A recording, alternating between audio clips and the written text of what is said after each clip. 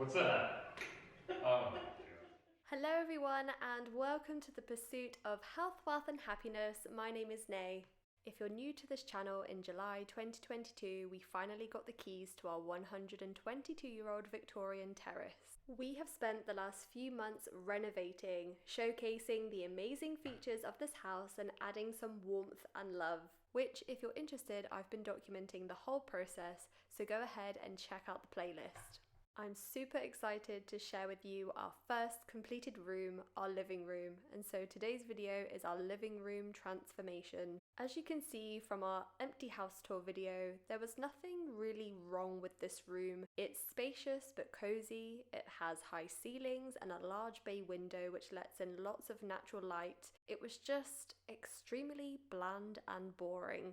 White walls, white ceiling, and a standard beige carpet. Day one, we already knew what we wanted to do: rip up that carpet, restore the original wood floors, put a nice bold colour on the wall and add some traditional Victorian panelling. And that's exactly what we did. So I hope you enjoy watching this video to see exactly what we did step by step during this transformation. Make sure you watch all the way to the end so you can see the finished product and you can see how we're beginning to style this room with furniture and decor. Before we go back in time, if you like this video, please do give it a big thumbs up. And if you love all things health, wealth and happiness, hit that subscribe button so you never miss another video. So this is what we've been up to.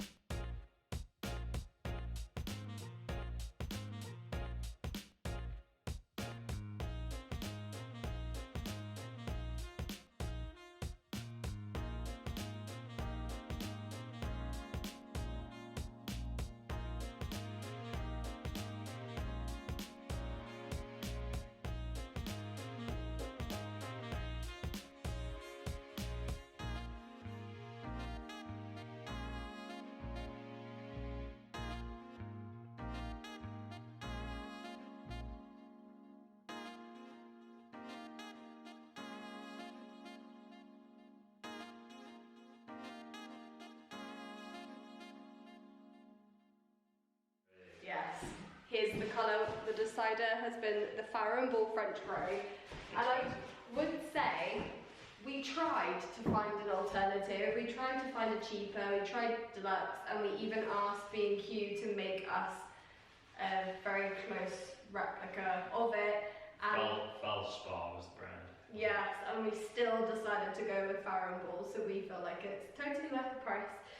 So we're finally putting it on the walls. So we have prepped the whole room, we've taped the edges, we've marked out paneling. So we've decided that at the very top we're going to do a panel and above is going to be white, just to break up a block colour. And we, obviously in a Victorian house, we want to have some Victorian paneling throughout. What else have we done? We've also cleaned the walls. So Cody's been sanding the floors and restoring the floors, which meant that all the dust. It's all over the wall, so we had to wash all the wall and the window, otherwise the paint would be stuck on that. We've also taken down all the poles and filled all the holes, filled it and sanded it. So now I think we actually are ready to paint. So we went to the house ready to paint, realised we don't have any paint rollers. They're delayed on Amazon. We had to go all the way to Screwfix. And luckily they did the exact same brand that we were waiting on, so it's just a Harris, I don't even know what you'd call it, it's like a big set. Yeah. So they have the tray, they've got brushes, rollers of different sizes, and we got 2 large poles, because obviously these are high walls, so unless you've got a ladder, which we do have. Although this goes really high. It gives you a nice clean look as well, so get ready for the transformation. Yeah, fingers crossed.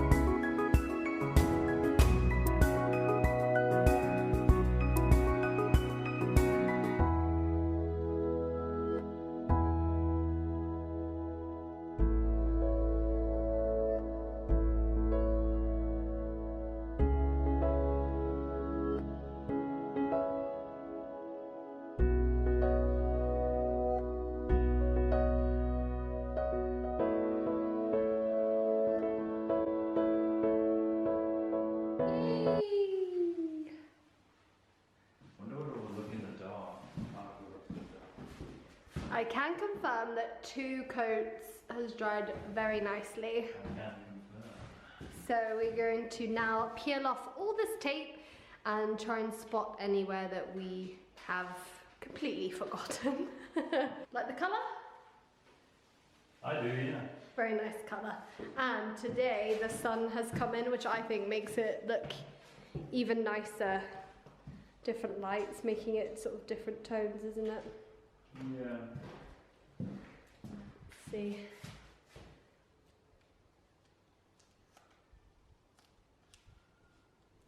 Gotta be delicate.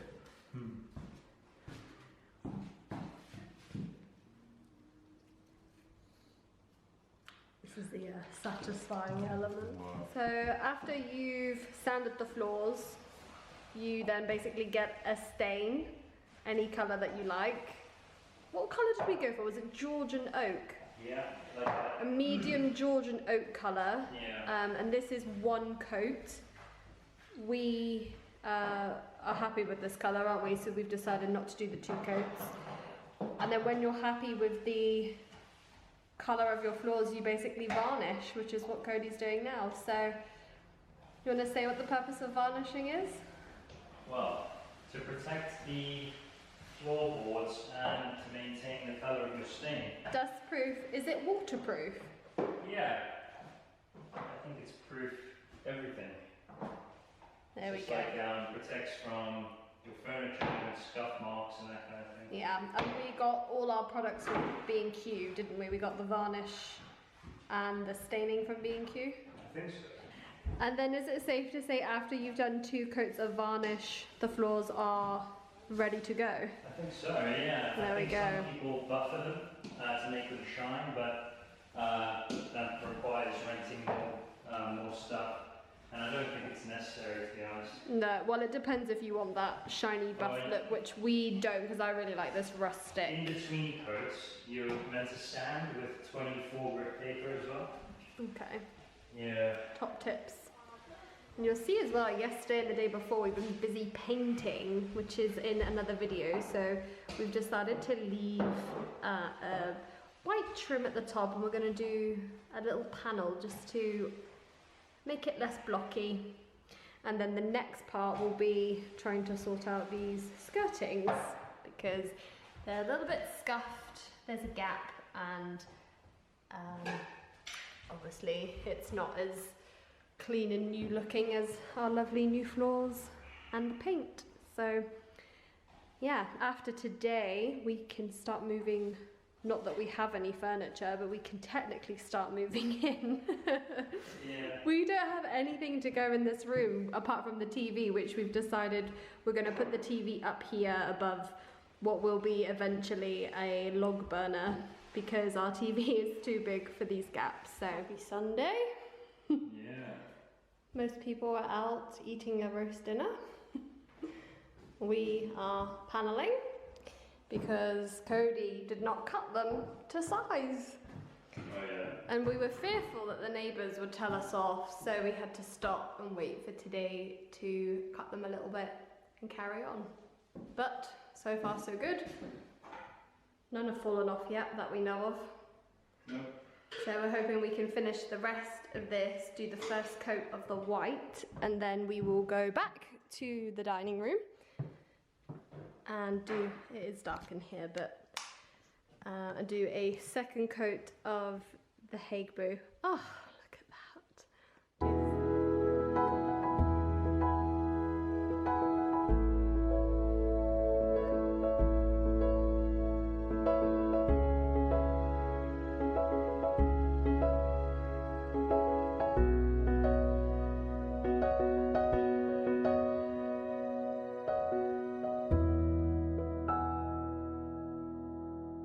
Okay, paneling is done. So we've panelled the top all the way across just to help to block that, to stop it from being a block green colour, and to, I don't know, give it some height, and it's Victorian paneling as well. But any tips for paneling?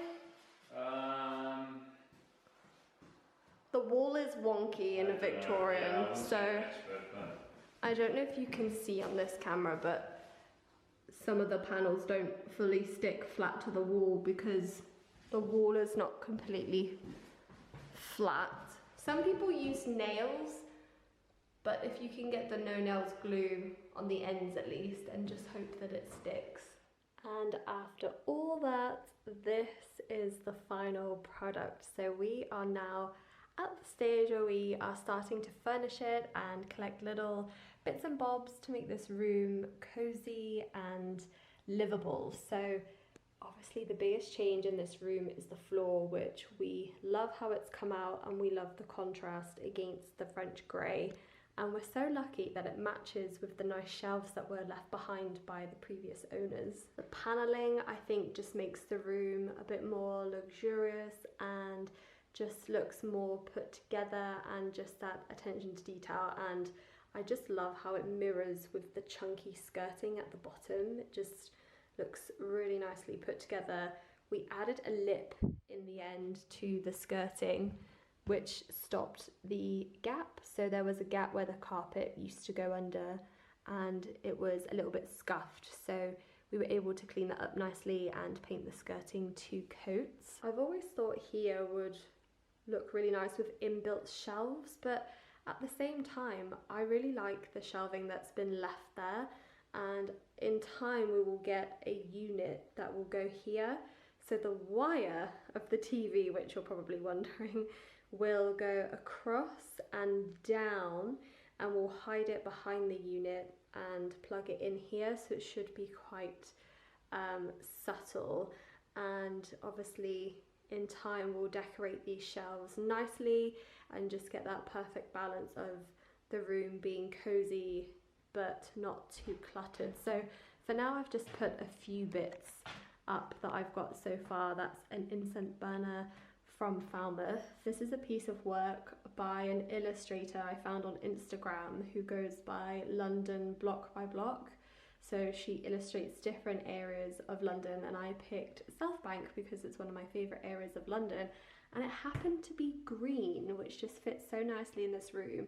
And I really like the black accents of the drawings and the writing, which I have subconsciously done throughout this room. So I think we're going to go for sort of the beige, wood, green colours with the hints of black, which I think just ties it all nicely together.